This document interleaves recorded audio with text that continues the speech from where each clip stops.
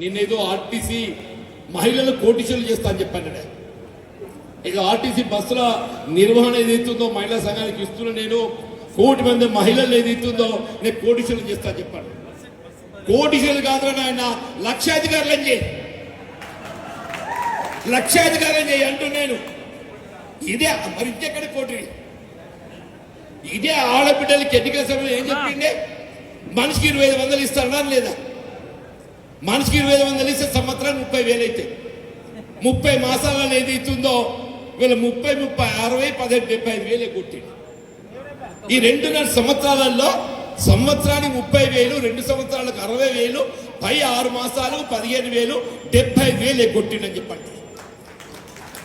ఈయన కోటీశ్వరులు చేస్తున్నట్టు అన్నాడు. కేసీఆర్ గారు ఏదైతుందో ఉమ్మడి రాష్ట్రంలో 200 రూపాయలు ఉన్న పెన్షన్ను చేయూతనివ్వాలన్న భావనతో ఏదైతుందో 2,000 చేసిన ఘనత కేసీఆర్ గారి దక్కింది. కేసీఆర్ గారి